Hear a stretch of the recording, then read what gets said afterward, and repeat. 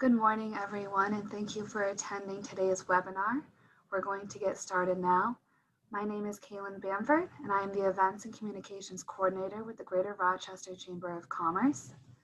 The Seacoast Chamber Alliance, representing the Greater Rochester, Dover, Exeter area, Hampton area, Chamber Collaborative of Greater Portsmouth, and the Falls Chambers of Commerce, in partnership with the New Hampshire Business and Economic Affairs Department, is pleased to present this webinar on the Wayfair decision that was made by the U.S. Supreme Court in 2018.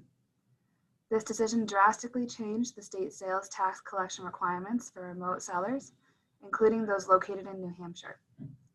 Although the case was decided more than 2 years ago, taxing authorities and businesses are still working through the consequences of the decision. This webinar is going to be recorded and will be provided to those attending following the webinar. All attendees will remain muted during the webinar, and questions for presenters will be taken in the chat window to be presented at the end of the program. We wish to thank and introduce the following presenters of today's webinar who will provide us with information about the Wayfair ruling, how it impacts your business and what you should be doing, as well as federal activities and legislative efforts related to the Wayfair decision. First, we will be hearing from Leanne Scott and Merrill Barter, tax specialist at Baker Newman Noyes. Leanne Scott is a senior manager in Baker Newman Noyes' Boston tax practice, specializing in the state and local taxation of businesses and individuals.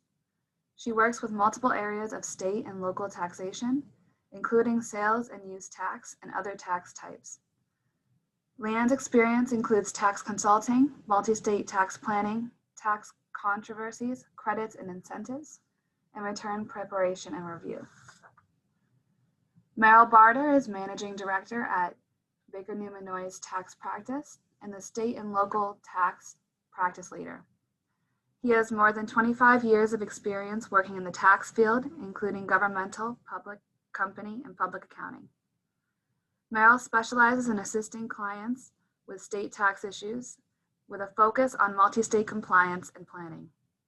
He has extensive experience in sales and use tax matters, including helping clients determine the proper sales tax treatment of their products and services. We will also hear from representatives of U.S. Senator Jeanne Shaheen's office. Michele Cota serves as a special assistant for policy and projects for U.S. Senator Jeanne Shaheen, based out of Manchester, specializing in small business, workforce, and broadband issue areas. Previously, Michele had 13 years experience working with the New Hampshire Division of Travel and Tourism Development as the International Trade Relations. Robert Henson serves as a legislative assistant and policy advisor for U.S. Senator Jeanne Shaheen, based out of Washington, D.C. Without further ado, I'll turn this over to Leanne and Merrill to begin our presentation. Thank you. Thank you, Kaylin. We are excited to be with you all today and appreciate everyone taking the time out of their schedules to join us to talk about this topic. As Kaylin mentioned, and we'll get into this more, even though the decision was handed down by the Supreme Court over 2 years ago now, it's still something that we deal with quite frequently and that businesses need to be thinking about and addressing if they haven't already. And even if you have, it's something that needs to be continually monitored, both for changes in your company's activity and also, changes in the state's laws and how they're treating things. So very important topic, and we're glad to be talking with you about it more today. I think Merrill and I each probably have, at least 1 or 2 calls every day with companies asking questions about this. So it's a live issue and something that is, top of mind with a lot of people right now. We did some of these webinars, and actually in the past they were in-person sessions. I'm sorry we can't be doing those right now. We did some throughout New Hampshire and then also in Mass and Maine with slightly different speakers at times in 19 and also 2020. So we're happy to be continuing the series now. You'll all see there's a slide deck we're going to go through. As Kaylin said, we'll have time for questions at the end. And we also have our contact information at the end of the slides. So if you have any questions, feel free to reach out afterwards.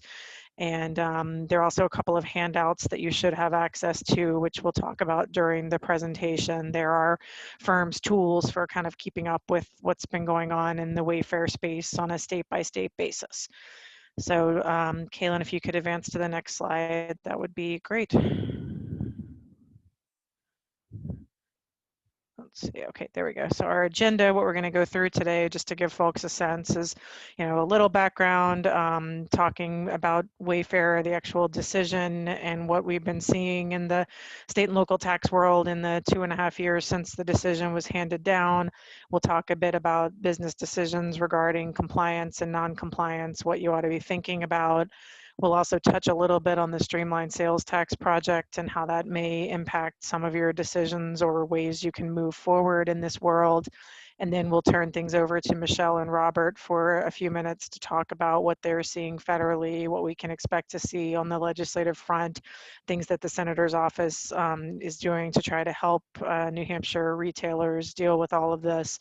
And I think this is always a very interesting part of the presentation. We'll also talk a little bit about what the state of New Hampshire has been doing in this space since the decision came out, because as you guys probably all know, New Hampshire's in the unique place. It's only one of 5 states that does not have a state level sales and use tax. So for a lot of companies that maybe were operating only in New Hampshire prior to this decision, it's been a lot more challenging for folks than maybe for folks in different parts of the country. We'll also talk a little bit more about next steps, what you should do when you're thinking about compliance, and then again, questions and answers at the end. We're gonna try to save about 15 minutes for that. So hopefully that will be a good time for a discussion for folks on these matters. So next slide, please. So we'll start out background. I think, the things I always tell people to think about when they're thinking about sales and use tax, it's kind of a 3-pronged inquiry. First is, where do you have nexus? And we'll talk about what that means. Then what is taxable in the particular place where you have nexus for sales tax purposes. Then thirdly, whether there are any exemptions that might apply. And we're going to talk a bit more about nexus today than we are about the taxability and the exemptions, but nexus is really a crucial concept here. So before we even get into Wayfair, what nexus is really is just a fancy word that we use in the state tax world that means a business has enough of a connection with a state or locality to allow that jurisdiction to impose its taxes on the business. It can be applied in the sales and use tax world, other tax types. We're going to talk a little bit more specifically about sales and use tax in this presentation, and I'll get into that on the next slide. But basically, this is your first question. You don't need to worry about what's taxable, filing, registration, any of that until you've somehow created nexus in a particular place. So a lot of this, and I won't bore you guys with a constitutional law or criminal procedure type analysis today, but nexus is basically the foundational concepts are all within the US Constitution. You're talking due process, commerce clause, equal protection, all of these things that really, try to give a framework at a national level of when someone can be subject to tax. Then you get into, from there, specific state rules and everything. So with sales and use tax, which we'll get into more on the next slide, there's some rules that were in place for decades. Then the world changed a bit after Wayfair.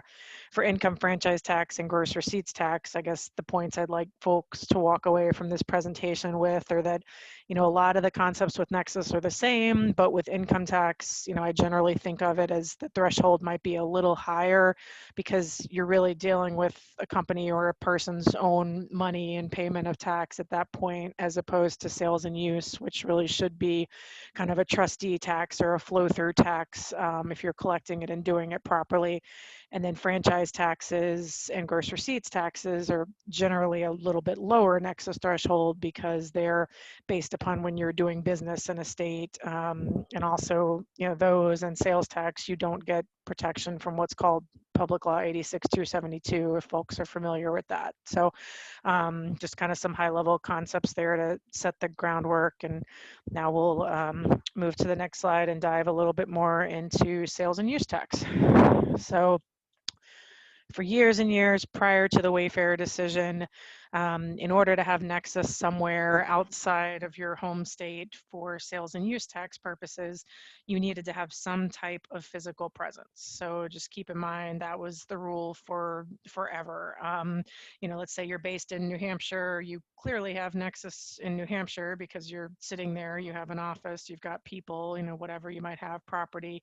But it's when you start to operate outside of state lines that you're really looking at Nexus. So in the past, you would look at what are you physically doing in another state. And the two Supreme Court cases we have cited here under physical presence are National Bellis Hess back in the 1960s and Quill in 1992.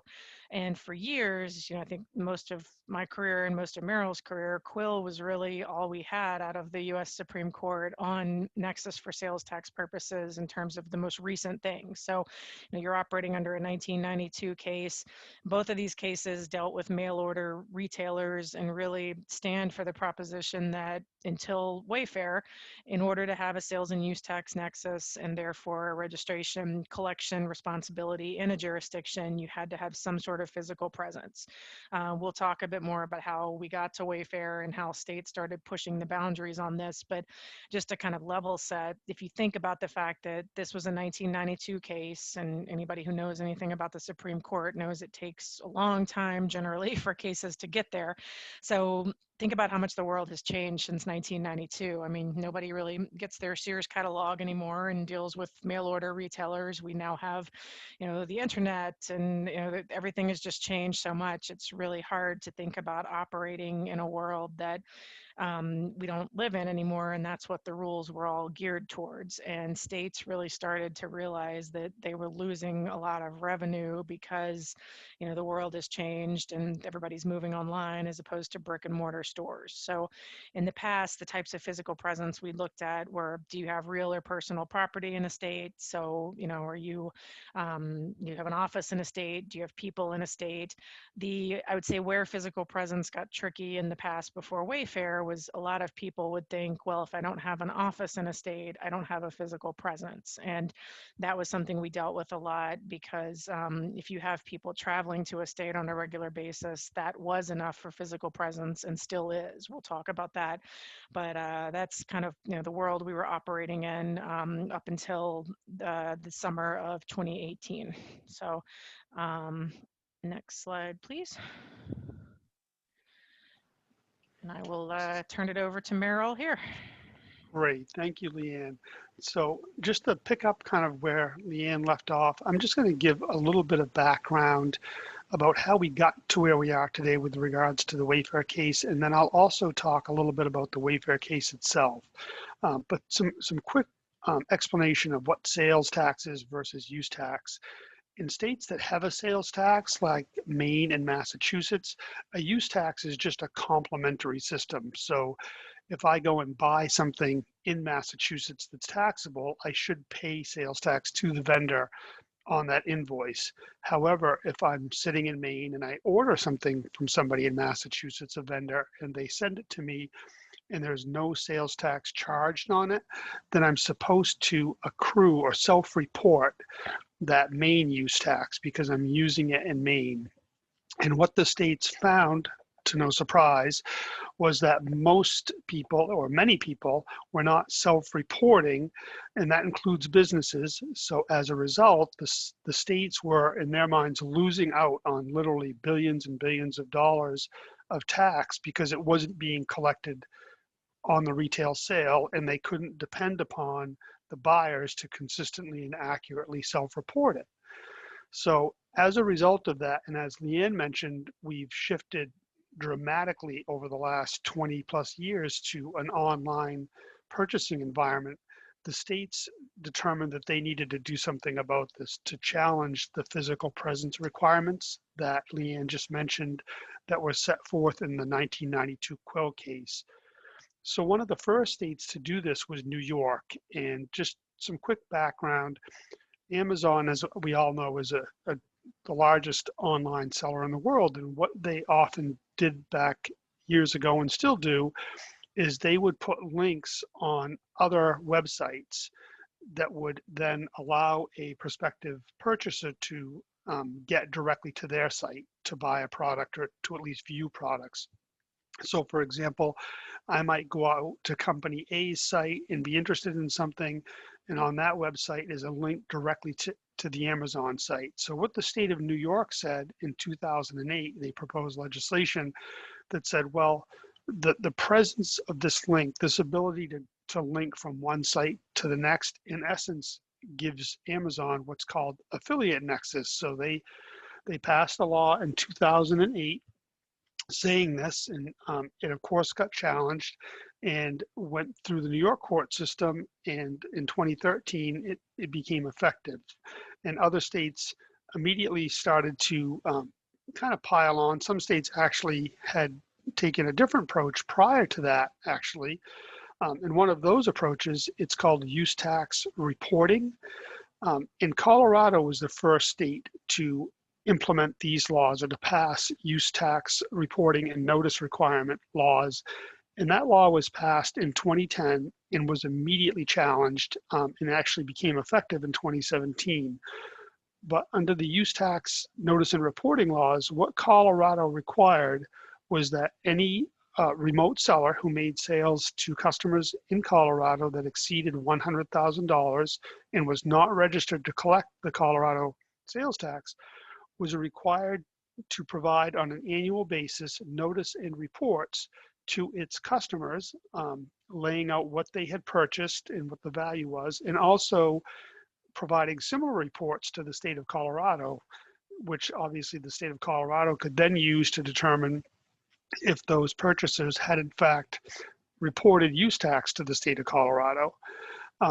The sellers were also required to disclose information on their websites indicating that these purchases might be subject to Colorado use tax, and to put similar information on their invoices. So this obviously created a tremendous burden on businesses that were selling into Colorado. Just the setup on the websites and the reporting and so forth was very expensive and time consuming, and the obvious goal of the state of Colorado was to compel remote sellers to just go ahead and register, because in essence it could be easier. Other states also started to enact these laws. Pennsylvania, Washington, and actually South Dakota also passed similar laws. Other states then decided to take what we've kind of called more of a kill quill approach by passing what we'll call economic nexus laws based on companies' in-state activities, primarily sales and transactions. So Alabama passed a law in 2016 under which sellers that were making sales to Alabama residents of greater than $250,000 in total on an annual basis were required to collect. They were required to report and begin collecting. There were some constitutionality issues with this, but some states did actually comply. They felt that it was just easier to go ahead and comply than to fight about it. Then in Massachusetts in 2017, regulations were issued, and some of you may have heard or read about this. It was called Cookie Nexus. So what the state of Massachusetts said is a remote seller that was making sales into Massachusetts of greater than 500,000 in 100 or more transactions, and that also had some minimal contacts, which one of the examples given was if they used cookies, that would create nexus and a filing requirement. And then lastly, and the most important one for our discussion today, South Dakota passed legislation in March 2016 indicating that sellers with greater than 100,000 in sales to South Dakota customers or greater than 200 transactions would be required to register and report. Next slide, please. So what happened?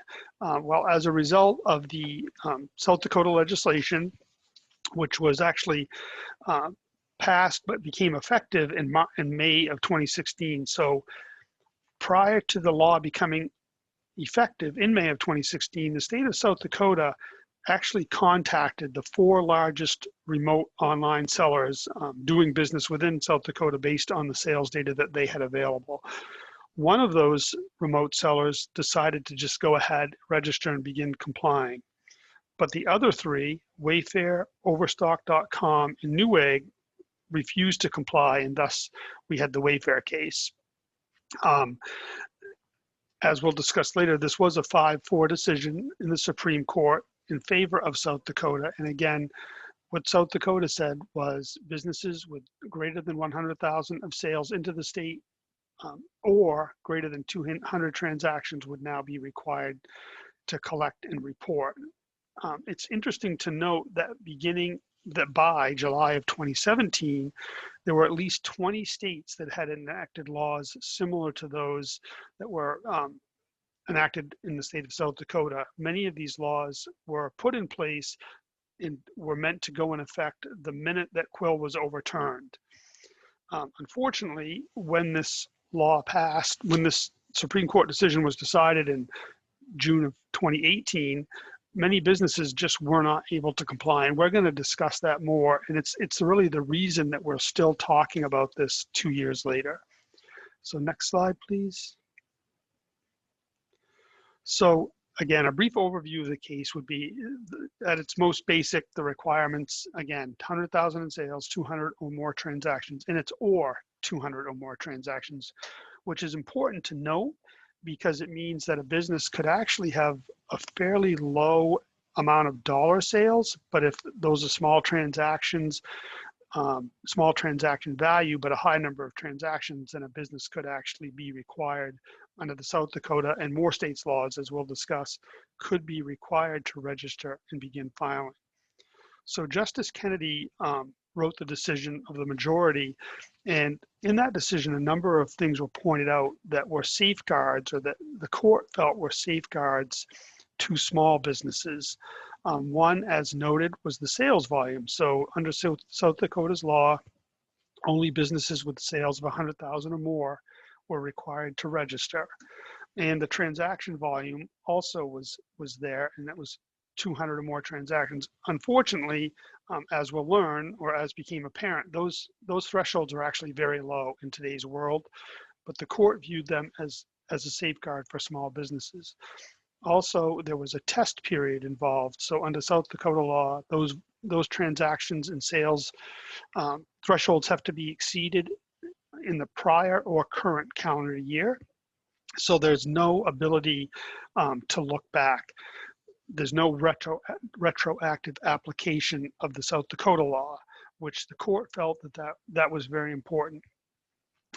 Another aspect that the court pointed out was that South Dakota is a member of the Streamlined Sales Tax Agreement, and we're going to get into that in a little bit more detail down the road.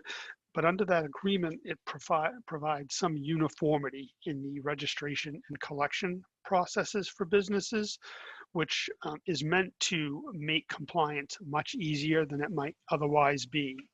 So, and it is important to note that we talk a lot about internet sellers, but these laws apply to any business that sells remotely. So it doesn't necessarily have to be a business with an internet presence, although those are now few and far between.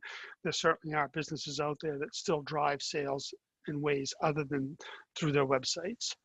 Next slide, please. Leanne, I think this one's yours. Yes, it is. Thank you. So yeah, so as Merrill said, this really does apply to all types of businesses, no matter where you're located. I think one of the most interesting things we've seen post Wayfair, and I know most of you are based in New Hampshire, but I say this in case you have related entities or parent or subsidiary companies. One of the most interesting things we've seen in the post Wayfair world has been, not only just the change in Nexus, which we'll talk about, but an increased interest in all of this from companies that are based outside of the U.S. So Merrill and I have a lot of clients in Canada and Europe and other places, and this has become very interesting to them because a lot of those businesses, never set foot in the U.S. and in the past they were able to not really worry as much about sales and use tax because they didn't have a physical presence-based nexus. But now in this world of economic nexus, those companies are really having to look at things and try to learn sales tax. So it's kind of like folks in New Hampshire that may not be used to sales tax Well, think about it if, you're even more remote than that, and what you're used to is a value-added tax system. So it's been a steep learning curve for those companies as well. So, really the big change post-Wayfair is, as Merrill talked about, this shift from economic nexus, which the court said was okay. They basically threw out Quill and said that, Quill it was amazing. Some of the language Justice Kennedy used, Quill was, unsound and incorrectly decided to begin with. And you don't often see the Supreme Court turn its back on its own former precedent. So it's just a fascinating decision to read. But now we're in this world of economic nexus. So you can have a responsibility in a state and never enter it. One thing that I think often is confusing to companies, though, that we deal with a lot is the physical presence rules do still apply. So as you're looking at things and trying to figure out where you might have a sales and use tax collection and registration responsibility after Wayfair, you do need to keep in mind that it's not just those economic nexus thresholds. So to give a simple example, if you create physical presence-based nexus in, say, Texas, it doesn't matter that you haven't hit the Wayfair threshold level, you do still have nexus and a filing responsibility. So this is important, which we'll talk about not only for prior periods, but also going forward. So please do not read the Wayfair chart as, these are minimum thresholds that, if you're under that, you don't have nexus. It's, if you have physical presence nexus, you do still need to worry about it. So one thing we've been doing a lot since Wayfair, and you'll see the output of it in the handout that we have for you, is monitoring the state's enactments of their thresholds and changes. So obviously the court was only ruling on South Dakota's threshold and saying that it was okay. When you look at the handout, you'll see that states, a lot of them scrambled pretty quickly. So this decision came out in June of 2018. A lot of states had their thresholds in place by July 1st of 2018, or we'll talk about Massachusetts and what they did, but a lot of states scrambled pretty quickly. Some states took a year or more to have an effective date. So as you're reviewing the chart, don't only look at the dollars and the transactions, but also make sure you're looking at the effective date in that way. So we spent a lot of time monitoring this. As you'll see on the chart, there are 2 jurisdictions of the 45 that have a state level sales and use tax. There are 2 that still have not managed to pass post-Wayfair rules. So that's Florida and Missouri. Legislation has been introduced every year. It's been introduced again this year, just hasn't made it through yet for a variety of reasons. So we continue to monitor the chart and look at that. One thing that's not specifically outlined in the chart, because we really expect the chart to be kind of a guide for folks to monitor their sales on, ideally a quarterly basis, to see where they might have tripped nexus. Then you have to dig in a little more and see, what the state's look back period is for determining that. So by that, I mean, are they looking at your sales in the prior year, the prior or the current year, some predefined set of time? So that's kind of the next inquiry. And then a very interesting thing, and this is part of why Merrill said, the $100,000 threshold that South Dakota had can be easy to meet. In most states, what they're looking at for these sales on the chart are your gross sales, so not your taxable sales. So think about if you're a business that, maybe most of what you sell is exempt for, resale or some other reason. The tests are still looking at gross sales in most states. There are a few exceptions, so that can pull people in pretty quickly. Also, 200 transactions in states that use that kind of test. Think about if you're a small retailer and you're selling, say earrings or something. Well, you might have 200 transactions in a state pretty quickly, even though it might take you a really long time to get to 100,000 in sales. So depending upon the business, just make sure you're looking at those tests carefully. Also, some of the tests are an and test, meaning you have to hit both. Some are an or test. So important to just look at the wording on that very quickly. The other thing is if you're a company that sells, maybe a few things, but at higher dollar value, well, you could pull yourself into a nexus on an economic basis in a state by maybe 1 or 2 sales. So it's interesting just how this has played out with different companies. So we will see, a lot of states did enact the same test as South Dakota or a similar one. But one thing we've seen over the last couple of years is that there's really a decreasing importance of the transactions prong of the test. So by that, I mean some states states have gotten rid of it entirely because they realize that 200 is, not a lot for some businesses. So make sure you're looking at that carefully. And transactions, this is something I imagine we might see litigated at some point if it becomes an issue for someone. But generally, when we say transactions, we mean an invoice. So, looking at something at that level, not going into the invoice and saying, okay, you sold 10 things on this invoice. So I imagine, there probably is some possibility for people to play games there. But in general, states are looking at invoices when you're trying to do the count of the transactions. So, as I mentioned, ideally, folks should be monitoring this. I usually recommend on a quarterly basis to see where you might be coming close to things and where you might want to think about registering. But it's also important to not ignore the past, and we'll talk about that in registering. So what I mean by that is, when you register with a state, which we'll get into, you want to make sure you understand that is your nexus threshold. Have you only created a filing responsibility post Wayfair because of these economic nexus rules, or are there any skeletons in your closet, for lack of a better term, in the past that might need to be dealt with as well? And we'll talk about why that is important. Next slide, please, Kaylin. So we're going to touch on, just because, I know you guys are mostly in New Hampshire, we're going to talk a little bit about Massachusetts and Maine, because that's where Merrill and I are each based. And also, as neighboring states, they're probably states that as you're expanding your Nexus footprint are ones that you're going to have customers in and you may trip into fairly quickly. Massachusetts, as most of you know, I think Mass and New Hampshire have quite a bit of a contentious tax history in the past, just being bordering states and with very different tax regimes from both a sales use and an individual tax perspective. So, we had the Town Fair Tire controversy. We've had currently the issue with income tax withholding in the pandemic that New Hampshire has actually filed suit in the Supreme Court over. So a lot of controversy back and forth, and with good reason.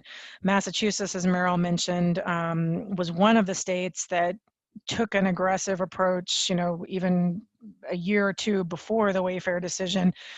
They were really, like a lot of states, Alabama and South Dakota and others, looking for a way to overturn Quill, which is really interesting. If you think about a case getting to the Supreme Court, you basically had states and departments of revenue actively pushing the bounds on something and trying to get the court to take a case to change the law. It's just a very interesting way of approaching things. And as I mentioned earlier, most cases take a really long time to get to the Supreme Court. Well, Wayfair was super fast, and definitely, one of the most interesting things that's happened in my career. And, you even had state tax nerds. I didn't do it, but I have a lot of friends that were, waiting outside the Supreme Court at 2 and 3 o'clock in the morning to make sure they had a seat to see the oral argument. So in some ways, it would have been nice if the case had been heard more recently, because the Supreme Court's been doing arguments by phone during the pandemic. But back when you had to be there, it was the place to be. So Massachusetts had the cookie nexus rules before, and those were, being really aggressive and saying that having a cookie on someone's website in Massachusetts gave you nexus.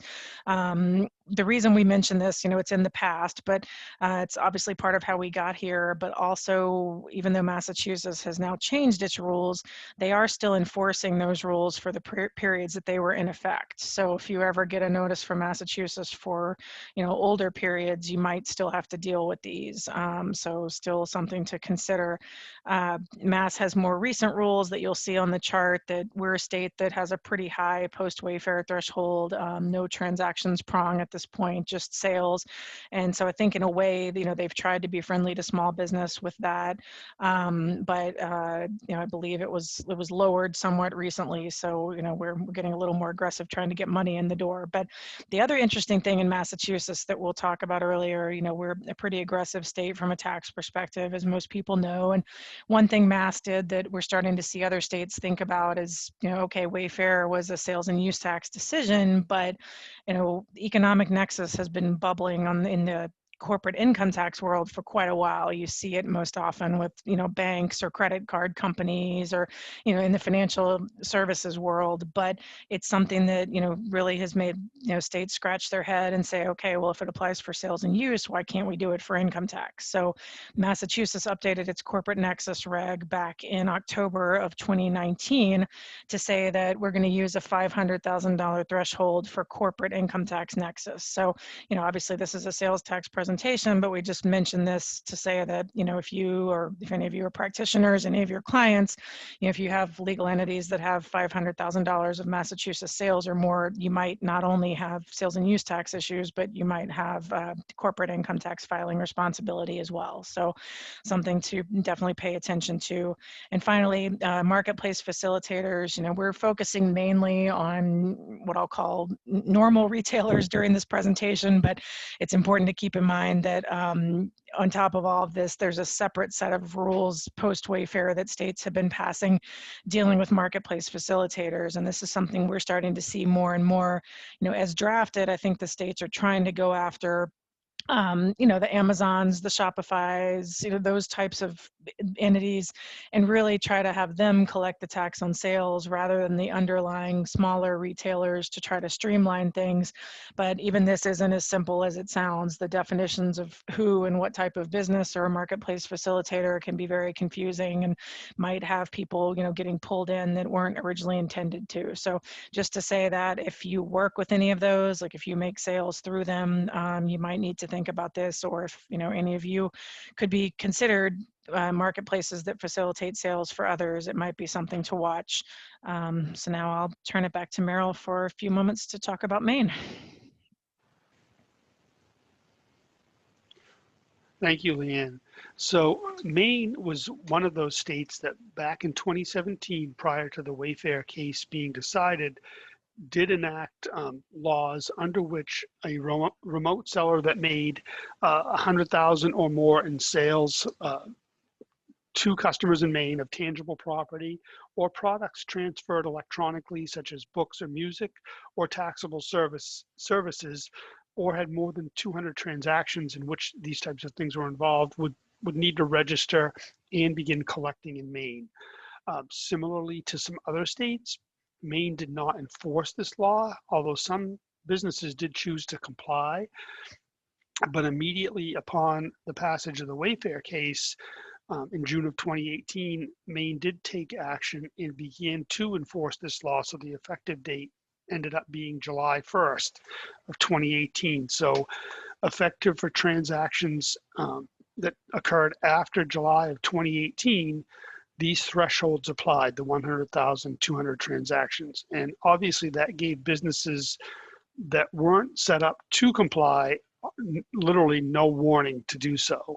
So just as an aside, Maine did for a period of time offer a program under which businesses could come forward late and register and begin collecting. They would still owe or be responsible for the sales taxes for those periods from July 1st, 2018 forward, but the state automatically waived penalties, and for a period of time, they also waived interest. And interestingly as well, in the Maine statute, which was also mentioned in the justice's decision at the Supreme Court level, Maine referenced what they believe to be the benefits of modern technology in helping businesses comply with sales tax collection requirements. So in essence, what the state and the law court said was, we believe that because there are these software programs out there and technology that will help businesses comply with state's laws, that burden shouldn't be or isn't as much as it used to be. And as we'll talk about later, that just turned out not to be true, at least in the experiences that we're having with clients and the struggles that they're going through in trying to comply with these laws. Maine also enacted, similarly to Massachusetts, laws requiring marketplace facilitators to collect on behalf of transactions that are going through their platforms from businesses that use their platforms. This law went into effect in October of 2019 and has the same thresholds in place, the 100,000 or 200 transactions as are in place for regular remote sellers. It is interesting to note that when evaluating whether or not a marketplace facilitator's activities have exceeded these thresholds, the state looks not only at sales that may actually be made by the marketplace. So for example, Amazon does make its own sales, but it also looks at sales made through the marketplace by sellers that may be using it. So it's an aggregation of those two, which obviously can get a marketplace facilitator to those thresholds much more quickly. Maine does not have defined economic nexus thresholds for income tax purposes yet. The state does have what they call, does have economic nexus, but it's very vague. It, in essence, says that any business generating income from the state is supposed to file, but typically that's not enforced because it's not well defined. Next slide. All right, thank you. So continuing, as we mentioned earlier, while we do have all these great new economic nexus rules throughout the country, you do still need to think about physical presence and where you may have it, not only currently or in the future, but also have had it in the past. We won't go through these in detail because it's obviously a long list, but hopefully this will be a good takeaway for folks to look at. The ones I'll touch on that I think are interesting is, as I mentioned before, Wayfair, something that was always confusing to people is when do you have physical presence? So I talked about, how you could have people going into the state, just maybe your software company, part of your sales process is you always send people to the customer location to do training or installation. Well, I think a lot of people didn't realize that in the past and still now, that could give you nexus in a state. States vary on how many days or what sort of activity you would need to have in a state, but I think a general principle would be if you're visiting somewhere regularly and perhaps even less than that in some of the more aggressive states, if you actually have boots on the ground, even if they don't live there and aren't based there, you can trigger nexus for a variety of purposes. So something to keep in mind. We see that often with delivering goods in company vehicles, that third bullet point, something to watch for. And then the fourth one, I do want to touch on the storing inventory.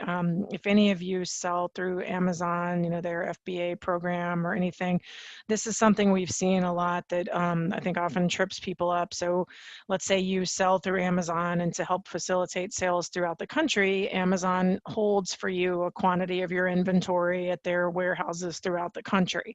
Well, that is, if you still own that inventory, you are owning property in those states where the warehouses are, and that technically gives you nexus not only from a sales and use tax perspective, but an income tax perspective in those states. And it's my understanding that you can get reports from Amazon showing you where they have your inventory stored and perhaps work with them. I know I have some clients where they've worked with Amazon to make sure they're not storing it in more than maybe a certain number of states, but that's definitely something to watch. And Massachusetts has been aggressive on this. California has as well. There's at least one lawsuit going on right now where someone's suing California over this, but really it is property that you own in a state. So something to watch for. And we've talked a bit about Massachusetts and Cookie Nexus, so I won't dwell on that again. But really, this is just to show you kind of the wide range of things, and it's certainly not an all-inclusive list that could give you a physical presence in a state. The last one I'll just touch on for a second. You could have, agents, so maybe independent contractors or affiliate companies or other things generating a market on your behalf in a state. Those sorts of activities can also be nexus creating. So just think broadly and be very careful with how you're doing business, and keep in mind that, whether you're working with us or any sort of practitioner in this area, I think you'll find that, for someone to really give you thorough advice on whether you have nexus in a particular place, and then to think about taxability in some cases, your advisors really need to have a very detailed picture of your business. So it's not as simple as just saying, well, I sell widgets. We're going to need to ask a lot of questions about how you do it, where you do it, really get into the weeds in order to give you the best possible advice on what your position looks like. Next slide, please. So as I mentioned, Florida and Missouri are our two holdout states that have not enacted post-Wayfair economic thresholds yet, but I'm hopeful that at least one of them will this year, but we'll see. Oftentimes they keep getting tied up with other legislation that's vetoed or not passed for certain reasons, but I think we'll see something. For now, I would just keep an eye on physical presence in those two states because they are both states that have a sales tax. One thing that's been very interesting post-Wayfair is, for those who follow sales tax, most states, their sales tax is administered at the state level. And, Massachusetts, one thing we're lucky in from a tax perspective is unless you're dealing with meals tax, we've only got one state sales tax rate that applies throughout the Commonwealth of 6.25%. But that's not the case throughout the country. You have states like New York that might have local taxes, but at least in New York, they're all done still on a single sales tax return. Pennsylvania is similar, where you remit the tax to the state, they dole it out to the municipalities.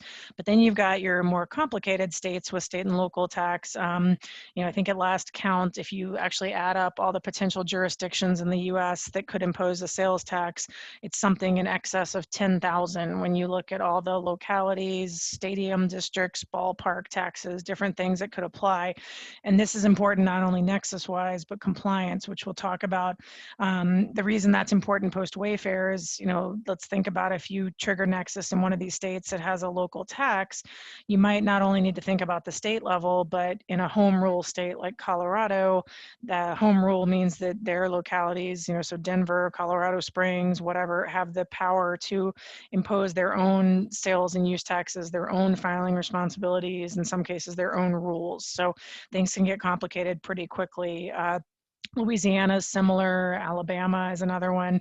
And some states have tried to make it easier by, maybe only collecting the state level tax or having things be a bit easier for out-of-state retailers, but just something to watch for in these states. The other two I always like to point out to folks are Alaska, which is an interesting state because if you look at our chart and if you know which 5 states don't impose a sales and use tax, so Alaska at the state level doesn't have a sales and use tax, but what's been very interesting post-Wayfair is you do have some local sales and use taxes in Alaska, like Nome and other places that I've heard stories of companies, they think Alaska is not a sales tax state they have to worry about, but then they're getting economic nexus questions from Alaska localities. So that's an interesting area. Kansas is the other one, and we'll talk about New Hampshire, which has been interesting in its own right later on, but Kansas has been very interesting post-Wayfair too, because one thing they did was they were like Florida and Missouri,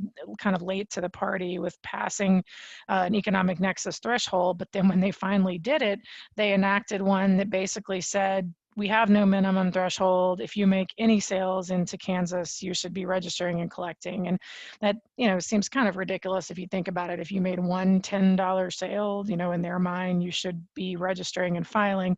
I don't know a lot of companies that have actually complied with that, but that one's been very interesting to watch because you even had the state's attorney general come out and write a paper saying that he didn't think that was constitutional and, it shouldn't be done, but the Department of Revenue has proceeded with it. So I'm not aware of any of our clients, getting any notices from Kansas or really being pushed on this, but it puts people in an interesting perspective because on the one hand, you don't want to be violating the law, but on the other, their law seems crazy and so low that it's just a compliance burden. So that's a consideration to keep in mind as you're looking at all of this. Next slide, please. And Merrill, I think you're up. Yes, so I just want to touch on some of the things to consider when a business is evaluating whether or not it's going to comply with the state's rules or not, or whether or not it needs to comply. And I'm just going to touch on some of these fairly quickly. One issue that can come up is the sourcing of transactions, and it's just something to keep in mind that when you're looking at sales tax, the rules related to sourcing whatever it is you're selling to various states may be different for sales and use tax purposes than it is for income tax purposes. So a quick example could be if you're selling certain types of software online, or other services. A state may say that for income tax purposes, depending on the rules they use, that the state in which you're located is going to use that revenue when calculating an income tax liability, whereas the other state may say, no, no, no, your clients are here, so for sales tax purposes, those need to be sourced here. And when you get into what we call cross tax types, one thing to consider is that there may be different rules about what's included. So we really haven't talked too much, but some states have gross receipts taxes. So an example would be Ohio. Ohio has what's called a commercial activities tax, and they don't have an income tax on corporations, but they do have what we call a CAT. And it truly is, with limited exceptions, a tax on gross receipts. So it's going to be based on the sales that a taxpayer makes into that state, with very few, if any, exemptions. From a sales tax perspective, however, you may make sales into a state and there could be exemptions that apply. So I've actually seen clients before that would base their commercial activities tax filings on their sales tax filings and end up underreporting. So it's just these little nuances and complexities that one needs to keep in mind, and that just add to the overall burden, I guess I'd say, of having to comply with all these sales tax and other state tax rules. Some other things to keep in mind when you're evaluating whether or not to comply with these rules is that there can be, with regards to sales tax, contingent liability for non-compliance. In most states, or at least many states, I'd say, the seller is looked to as a collection agent for the sales tax and has the legal right to go after the buyer. So in Maine, for example, if I am a seller and I sell to another company and I forget to charge tax as I should, the state is going to look to me as a collection agency upon audit, but I do have a right to then go back to the customer to collect that tax. And with regards to taxes I collect, I am viewed as a trustee and need to hand over those funds to the state. Some states, like California, actually view, in certain instances, the seller as the responsible and liable party with regards to the tax, and they have the ability to pass through that tax to the buyer. So it's an important distinction, and it's just another example of why businesses really need to pay attention, not just to the thresholds, but to the various rules that can apply in the states. And then another significant consideration is due diligence. So if you are contemplating a transaction, whether it's as a seller or as a buyer, sales tax will definitely be something that's looked at either by the seller's team or the buyer's team, because it can be an area of huge exposure. For one, as you can imagine, if a business is supposed to be registered and collecting and is making $1 million of sales into a state like Massachusetts and not collecting as it should be, that liability can rack up very, very quickly. And a buyer would not want to be assuming that type of liability. So it's also low-hanging fruit at some points, because it is such a difficult area of compliance that especially a buyer's due diligence team will come in and look hard at that, oftentimes with the intent to set up an escrow, or depending on the nature of the seller, they may have multiple targets in mind, and if they come to a business that isn't on top of compliance, they'll just move to the next one. Next slide, please. Yeah, and I think, Merrill, one thing I'll mention there too, just before we move on, that should probably be on the slide, which I think you're going to talk about, is, I think financial statement impact is a very important consideration here too. Right, So, that's yeah. coming right up. Yeah, so next slide, please. Previous slide, I'm sorry. So some risks for non-compliance. One obvious risk is that if a business that should have been in compliance and collecting is audited, the state has the ability to go back in time with regards to these rules to the point of when you should have started collecting. Currently, what we're seeing is that the states do offer some flexibility with regards to the imposition of penalties, but not always. And as Leanne mentioned earlier, as we get further and further away from the implementation dates for the state's collection requirements, they may become less forgiving with regards to this. And that means the liabilities can just go up. And as I mentioned previously, in most states, the seller does have the ability to go back to the buyer for the tax, but the older the transaction is, the more difficult that becomes. So if a state comes in and audits a business and looks back 3 or 4 years, it may be difficult, if not impossible, for the selling business to go back to its customers and get that tax, which means they're on the hook for it 100%. As Leanne just mentioned, financial statement impact, kind of in the old days, it could be a little bit difficult to determine with certainty when a business had a filing requirement in a state, looking at the physical presence rules, because you'd have to evaluate when was physical presence established, and so on. With these new, very defined nexus thresholds, it's much more clear from a financial statement perspective as to when those thresholds have been exceeded. And because of the certainty of these laws in most instances, it's not that gray. Once you've exceeded the thresholds, if what you're selling into a state is taxable, it's clear that you should be collecting and should have been collecting. And that can require that an accrual be made for financial statement purposes to book a liability. And this can be fairly detrimental depending on the amount of the liability, because it could impact your debt covenants, which is never a good thing. And even if there's no requirement to book an actual liability, there could at the very least be a requirement to include a footnote. And upon review of the financials, those tend to stand out pretty quickly. There's also what's called responsible person liability. States typically have in their statutes the ability to go after a responsible party. Even if the entity is set up as a corporation, the states would still say they have the ability to go after whoever is responsible for managing the filing of those tax returns. So an executive such as a chief financial officer, a controller, whoever signs the application in terms of registering could be on the hook for those taxes. And we've actually seen that come up where an individual was held personally liable for the taxes of the business. Some other things to consider with regards to compliance costs, depending on what a business is using for an accounting system, there may not be the ability there to track sales by state, by customer, to the level of detail required to comply. It could require a business to add new staffing because, as you can imagine, trying to file sales tax returns in 40 or more states with multiple jurisdictions can just be a tremendous time sink and expense. There are outsourcing options, various companies that offer these solutions. They're not dissimilar from payroll companies.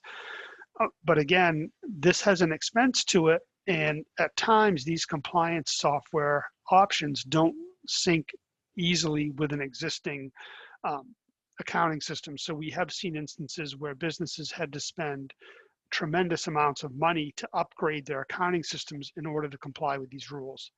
Next slide, please. Oh, sorry, there you go. So the Streamlined Sales Tax Project, this is something that I'm just going to spend a few minutes on. So the background, way back in 2000, the Streamlined Sales Tax Project was created, and the goal was to provide uniformity for businesses with regards to their collection and remittance requirements for sales tax. And the ways they were going to do that, the primary uniformity benefit was to have uniformity in definitions. For example, what is software as a service? What is canned software? Things of that nature. To provide state level only collection. As Leanne mentioned, many states have not just a state level tax, but they also have county and city taxes layered onto that. And then some states like Colorado, the localities can actually collect on their own.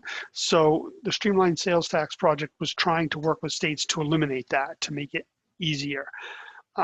One of the big pros of using the Streamlined Sales Tax Program is that you can register in multiple states at once. which can be good. One of the downsides can be that that registration doesn't always go smoothly. Some states just don't, their systems just don't play well with the system that's used by the SSTP.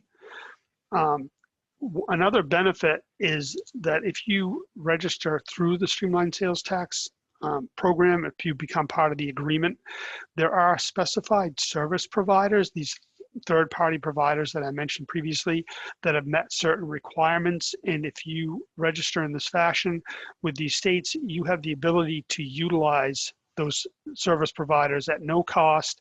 Another benefit is they will provide audit support. And if they make a mistake based on the rules in place, they don't comply with all the rules in place in those states, and a mistake is made and there's a liability associated with that, the CSP will be on the hook for that. Really the only recent announcement or point that I've seen is that Tennessee currently is offering an amnesty program, but they're only offering it through the Streamlined Sales Tax project. So we do see things like that come up, and that can be another benefit. Next slide, please. So this is just a map of the 24 states that are currently part of the Streamlined Sales Tax Agreement. Like I said, these states have met certain requirements with regards to uniformity, but as you can see, it doesn't cover all states yet. There certainly is a constant push for uniformity, especially in light of the Wayfair rules, because as we've been discussing, compliance is just such a huge burden on businesses that anything the states could do to make things more streamlined and consistent from state to state with regards to definitions, tax treatment, and exemptions would ultimately only help the states, not just the taxpayers. Next slide, please. So I think Michele is now going to speak to us. Yes, hi everybody. First I want to thank the Rochester Chamber and the Seacoast Chambers for involving us, and it's always a pleasure to work with Leanne and Merrill. I know we did quite a bit of meetings in the past year, well, probably about 2 years now. But of course, a lot has happened and a lot seems to be coming to light. So it's very timely that we're here. I just want to start out by emphasizing and restating that the catalyst for all of this was a decision in the courts, and it was not a legislative decision from Congress. What this really did was it put the confusion at the state level, as certain states, such as New Hampshire, were working to safeguard our businesses and our citizens from other states who saw an opportunity for revenue. So I want to say that those states with sales tax, a lot of them may have had dollar signs in their eyes, which it did make it difficult to get support in Congress to react to the Wayfair decision in 2019. But as you saw, the court decision to recognize nexus for the purpose of tax collection purposes, as you saw earlier in this presentation, it does not stop at sales tax. And I know the intent of South Dakota may have been to go after large online corporations, but it does create vulnerabilities for our small businesses in New Hampshire. And it does put the responsibility on the seller instead of the consumer. So we believe that more states may be coming on to that realization that there are other consequences to that decision, that Wayfair decision, which may also create unwanted vulnerabilities for them as well. So not just a handful of states such as New Hampshire without sales tax. So we believe that this is becoming more of a reality for other states now that they are on the receiving end. And we might have be in a position to influence, be more influential in Congress. And my colleague Robert Henson is also on as well. I just wanted to just do a quick background a little bit on what's the senator's been involved with in the past, and I know he can go into this in so much more detail as he's the man with the pen who's working with her to write this legislation. And in 2011, I know there was a push through a bill called the Marketplace Fairness Act, and that was some Congress's attempt to do similar to what the Wayfair decision did. And Senator Shaheen, I'm saying this to make a point that she has a very long background in this topic, is that she led the efforts to stave that off, to suppress that, so that we were not, so Congress did not make this decision happen sooner. So She has been a warrior on this subject for quite a long time. And then in reaction to the Wayfair decision, she introduced and led the way on Senate Bill 128, which is a bill called Stop Taxing Our Potential, which would essentially overturn Wayfair. And then also the Senate Bill 2350, which is the Online Sales Simplicity and Small Business Relief Act, which would ban retroactive collections. It would put a threshold limit, and it would postpone when this would go into effect. And so those were some bills that she introduced, and I believe they were pushed into committee. And also, as in response to the Wayfair and with those bills, we held a hearing in Concord in August in 2019. We brought in 4 witnesses from New Hampshire to really do a deep dive into the types of expenses and consequences of the Wayfair decision on Granite Staters. And that definitely brought to light a lot of very important topics. And I know at the state level, the state of New Hampshire has, they quickly passed the State Senate Bill 242, which for one, it created a statutory commission, and it was their job to assess any type of legislative changes at the federal and state level, and to monitor other states' behaviors. And what it also did was it required that outside tax jurisdictions provide ample notice to the New Hampshire Secretary of State before they can even collect information from our businesses. So that's, and then probably the last point, which isn't talked about very often, but it does allow that state bill that passed, it did allow the state to now take a position where they could lead a lawsuit against another tax jurisdiction. So there was a lot of interesting things that happened there, and it was to really build a force field around our businesses and our economy in New Hampshire. And at our office, we stay in pretty close contact with those that were involved with the commission. I believe it may have sunsetted, but there's still a lot of active representatives involved with this. And it's, again, this is still an evolving situation, as I think this is becoming more and more of a reality for other states and businesses throughout the country. So with that, I think I hopefully that sets the tone. My colleague, Robert Henson, again, I'm very thrilled he's here with us. He works the closest with the senator down in DC, and he can talk a little bit more about where things stand right now and where we may be going for a federal response to this as well. I'll turn it over to Robert. Thanks, Michele. I hope everyone can hear me and there's not an echo. I will just say that Leanne and Merrill did a fantastic job sort of articulating the substantive issues surrounding this Wayfair and the implications for small businesses. It's rare that we get to kind of just jump in with that kind of level of substantive detail already having been articulated. Michele did a good job, I think, also of sort of explaining Senator Shaheen's position on this issue, dating back to way before Wayfair and when there was actually an attempt to impose these types of nexus requirements on a legislative basis. Since Wayfair, again, the 2 pieces of legislation that Michele referenced, the STOP Act, which is led by Senator Jon Tester from Montana, which is another non-sales tax state, would effectively reimpose a physical nexus requirement on any state that's trying to collect and remit sales taxes. And then, so effectively our position is, you know, Senator Shaheen would like to see the world go back to a pre-Wayfair world. It's not likely that that's going to come to pass, unfortunately. So we've also sort of explored in the other legislation that Michele referenced, are there ways short of basically a legislative repeal of Wayfair, that Congress could try and protect small businesses in meaningful ways? And so that legislation, as Michele mentioned, would prohibit collection of pre-Wayfair sales tax, so nothing retroactive, and also would say that if for businesses under a certain threshold, which in this case is $10 million in aggregate sales, that essentially until such time as all of the states come together and establish a interstate taxation compact that's then approved by Congress, no state should be able to collect sales tax from a business that does less than $10 million in aggregate sales. I think one of the interesting things, and I know we only spoke very briefly about the Streamlined Sales Tax Initiative, but my understanding is that since the Wayfair decision, no news, there's 30, and Leanne or Merrill, correct me if I'm wrong, there's about 30 some odd states that were party to the Streamlined Sales Tax Initiative.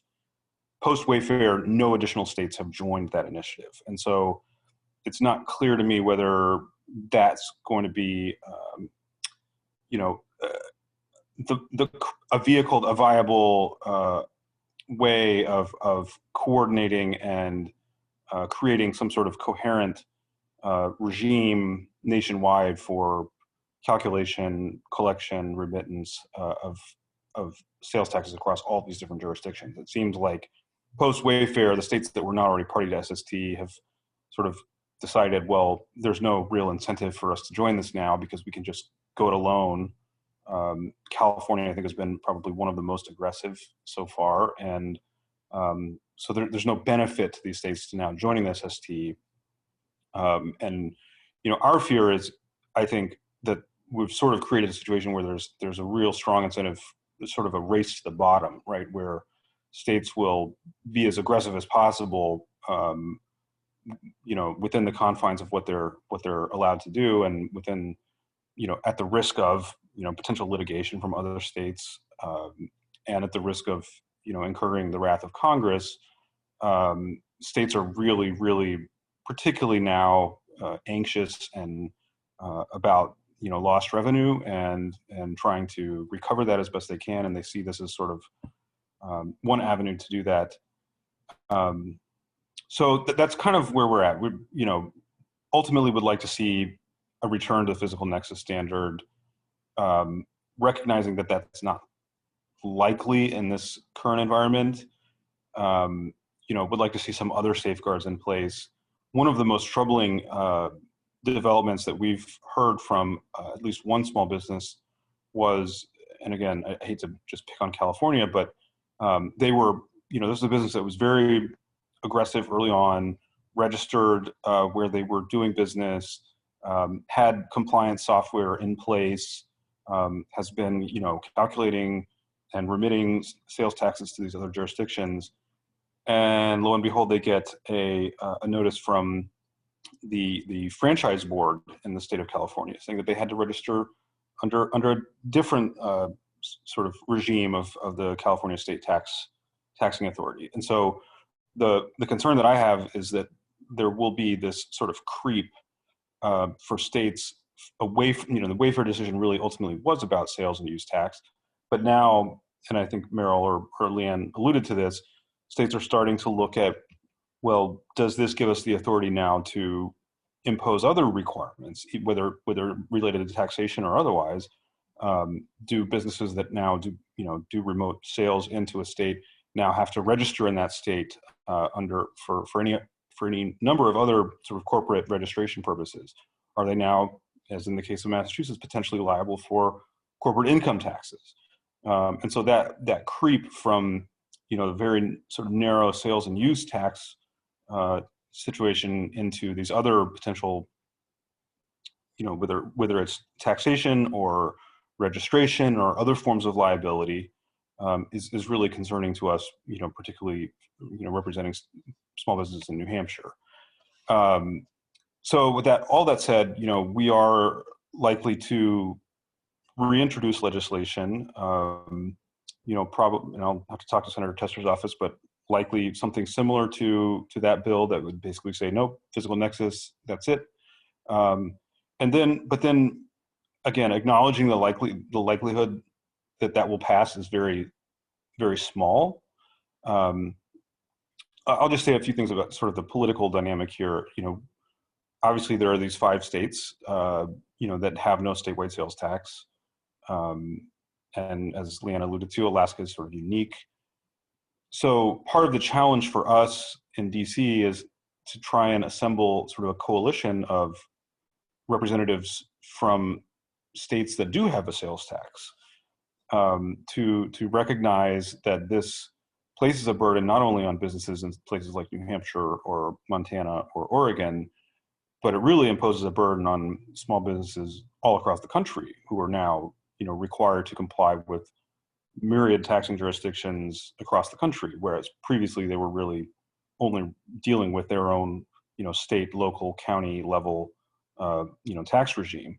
And that's frankly been a challenge because a lot of folks in Congress represent states or districts where they again see this as a way for them to generate revenue for their state or for their district, and they see this as a way to protect their brick and mortar small businesses that offer retail physically in their district or state.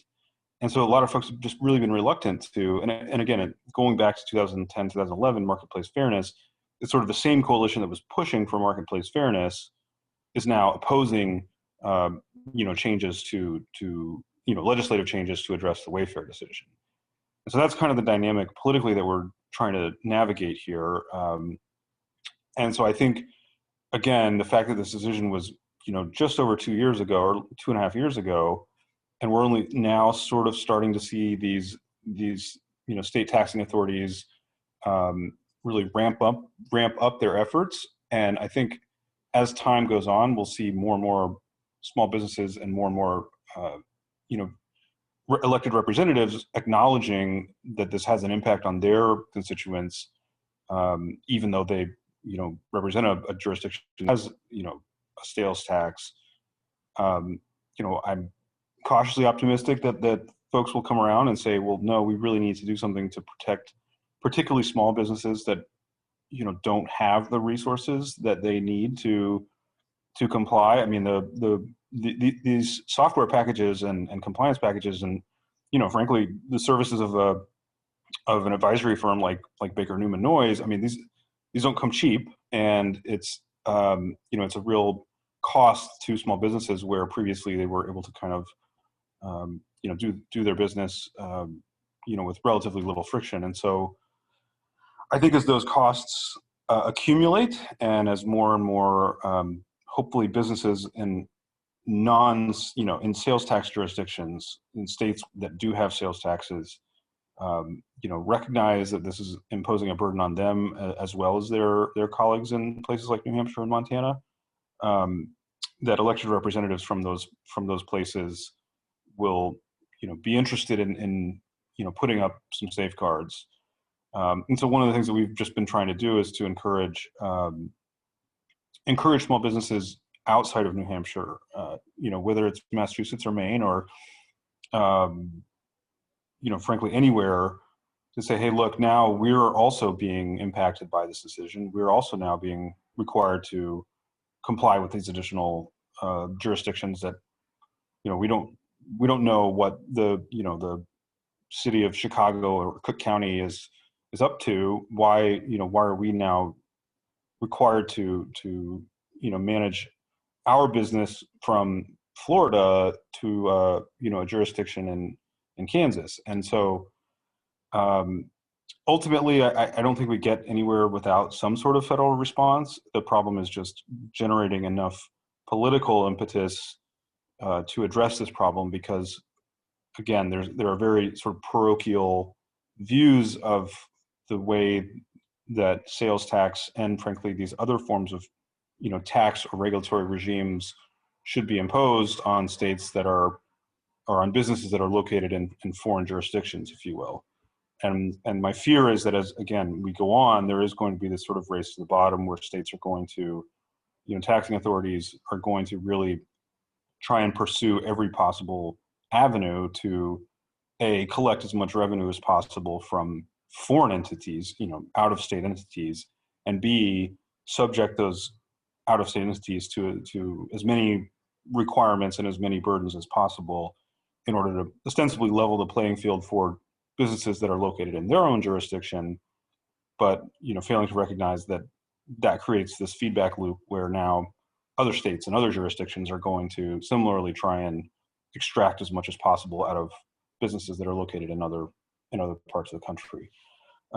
So we are looking at reintroducing legislation try and address some of these concerns. I'm particularly concerned about this notion that we're looking beyond now just sales tax, sales and use tax, into these other forms of business taxation, business registration requirements, other types of liability that businesses may have to jurisdictions outside of where they operate. And so, but again, generating the political capital to actually enact legislation when there are so many competing interests around the country is a real challenge. And so I'll stop there. It's kind of the way I see the landscape here in Washington. And again, appreciate Merrill, Leanne, and the chambers for inviting us. And I'll happy to answer any questions to the best of my ability, or yield to the actual subject matter experts, practitioners, Leanne and Merrill. Wonderful. Thank you so much, Robert and Michele, as well as Merrill and Leanne. And we do have a few questions that I will pull up right now, and you can just jump in as they apply to you. So our first question from one of our attendees is, does this apply to consulting services? I can jump in on that real quickly, and I hate it when people say this to me, but I kind of have to say it, and that it depends. But most states tax only specifically identified services.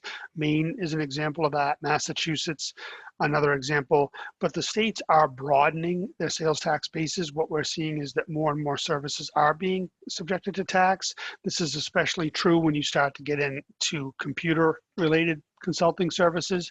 So unfortunately, this is an area that you need to scrutinize the state's laws with regards to the state in which you're delivering those services. Thank you, Merrill. I have another question from an attendee regarding a drop shop company they utilize for their online store. This drop shop company has had to create Nexus in several states. However, the attendee's actual company doesn't meet the threshold for Nexus in any state. This boiled down to the business owner getting a pass for most of the states, but the drop shop created in the states that the drop shop created a Nexus, they either were charged the tax or were told to set up a Nexus even though they don't meet the threshold requirements. Can you comment on this? I think on this one, I'm hesitant to comment on anything that addresses a particular company or, a particular someone they're dealing with. I'll just say that, these are complicated areas, and oftentimes when you're dealing with vendors, you've got different interests and different nexus rules that you're looking at. So, I don't think we can specifically comment on this fact pattern, but I understand the frustration, and I think this is a great example of why this is so challenging for small businesses as they're dealing with all the things in this area. I don't know if anyone else would have any comments. No, I would just agree, and it's especially complex when you get into areas like I think she's describing, which is drop shipments. So yeah, I think this is just such a fact-specific question that it would be hard to answer. Well, thank you so much. Our next question comes from an attendee that asks, does the liability tie back to the state where the payment comes from or the state where the goods are going to arrive, as they've often had people buy in New Hampshire for family and friends who live elsewhere? Yeah, so I can take this one. With sales and use tax, generally you're looking at, if you're selling something tangible, you're looking at your destination state in general. So it's where the good is ultimately delivered, whose sales tax rules you're looking at. And that kind of goes back to the sourcing concept that Merrill talked about. If you're buying services, it gets a little more complicated with where something is performed, but that is something here. So in this case, it looks like, someone in New Hampshire might be ordering something for folks elsewhere. That really becomes an issue of how the order is being placed, what it's used for, who it's going to. So if that person has more specific questions, feel free to follow up with us afterwards. But in general, you're looking at the destination. Thank you, Leanne. Our next question is, what do you believe is the biggest challenge that the Wayfair decision imposes? So this is an interesting one, and I think I would just say in a broad sense, it's just the level of complexity. It's kind of two things, complexity and volume. as I mentioned before, and with regards to the streamlined sales tax program, what their goal was, I do agree it's kind of a tough agreement sometimes to fit into, but what their goal was just to provide uniformity. And I think that lack of uniformity is what is making this so difficult for businesses to comply with, coupled with just sheer volume and all that goes with that, the need for new systems and all those expenses. I think it's just so overwhelming, and that there's just no consistency from state to state, which makes it much more of a burden than it needs to be. This is Robert Henson at Senator Shaheen's office. I mean, one thing that I would add too is the degree of uncertainty, you know, in terms of what a business's obligations are. And one of the things that I think we're going to look at is, you know, would it be appropriate for there to be some sort of safe harbor for businesses that are making, which many are, a good faith effort to comply? I mean, if you're reliant on, you know, one of these vendors that provide software, or you're reliant on, you know, Amazon's, you know, or Shopify, or one of these other platforms that ostensibly is, you know, calculating and collecting and remitting the appropriate tax amount, and somehow this third-party vendor has made a mistake, you know, does that liability then attach to you, the small business? And so I think, you know, making sure that at the very least, if a business is making a good faith effort, you know, either through the use of third-party software or through the tools that these platforms provide, that they should feel confident that,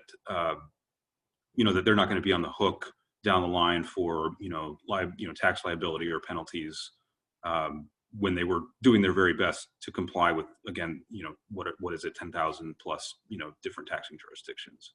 So that, I mean, and it connects to this question of uniformity and some degree of coherence. And again, unfortunately, you know, the streamlined sales tax, we've met with the director of that initiative a couple of times, and I think they're trying their best, but as long as it's voluntary, as long as, you know, some states, in fact, the largest states can, you know, choose to opt out, you're never going to get to the degree of uniformity and coherence across all 50 states and all of their individual taxing jurisdictions that I think you need for businesses to really be able to navigate this without employing the use of you know, tax advisors and third-party systems and the platforms themselves. And so, but at the very least, some degree of confidence, some degree of legal protection for businesses that are in fact making a good faith effort to comply, I think would be the absolute bare minimum that Congress should do. Now, whether we can get it done or not, that's a different question. But all good points. Thank you, Robert, and thank you, Merrill. I have one final question for you panelists, and that is, what are the implications for manufacturers selling raw materials as opposed to finished goods? Yeah, so here, oh, go ahead, Merrill. No, okay, yeah, I can just say, and Leanne can jump in, I'm sure, that generally states have an exemption available for the purchase of raw materials by a manufacturer. So by default, that would mean the seller would not need to charge tax. The wrinkle here, as Leanne said earlier, is that most states look at gross sales when making their determination as to whether or not a business exceeds the threshold and needs to register with that state. And if they do exceed the threshold and need to register, then they would also need to get from their manufacturing clients an exemption certificate to substantiate that they're purchasing those raw materials to incorporate in products that they're going to make. Once that step's done, I think that addresses the question. Leanne, do you have anything to add? No, I think those are, good points. This just illustrates, the different types of complexities that people see, just different things that they're selling. I do want to, I know we're coming up on time. I do want to close by saying that, I know there's some slides we didn't get to, but, I think we've hit on the hot topics here. Obviously reach out to any of us if you have questions afterwards. We don't have Robert's information in the slide, but I'm sure if you emailed Michele, she could put you in touch with him. I think with all this, just make sure the high points I'd make just in closing are, don't continue to ignore this stuff if you haven't dealt with it so far. And even if you have dealt with it, make sure nothing has really changed that you need to be dealing with. I know this creates a lot of extra work for folks, but just be careful you understand your full picture, historical and current, before you register. I think that's a big point I want to make sure people walk away with, is when you do decide to register and you get to that point, somebody from your company is signing that application under penalties of perjury. And so you really need to be careful with everything you're putting in there in terms of when you started doing business in the state. Just all the information there needs to be accurate. So you want to understand any prior period liabilities, if there are any. And with prior period liabilities, I think the last important thing to make is, don't hide your head under the covers here, because you've got issues in the past, whether pre or post Wayfair. There are a lot of good tools that the states have that we work with all the time to help you mitigate any exposure that might be out there. States have amnesty programs, as Merrill mentioned, with Tennessee through the SSTP. States also have what's called voluntary disclosure programs, where you can approach them through an advisor on an anonymous basis and usually get them to agree to both limit the amount of years they're going to look back, and also usually get rid of penalties for you if you agree to come forward and begin filing. So I guess the message there is just, hope is not lost. If you have issues, there are ways to clean it up and to get into compliance going forward, and figure out the best way for you to register and begin filing. So, lots of firms out there, including ours, that are happy to help you with this stuff if you need it. Thank you again to all of our panelists and speakers for today for this important and valuable information. We will absolutely be sending these slides from today's program along with the link of the recording to our attendees. And on behalf of the Chambers of Commerce that make up the Seacoast Chamber Alliance, thank you for attending today, and thanks for being on. Thank you for hosting us. Thanks, everyone. Yes, thank you.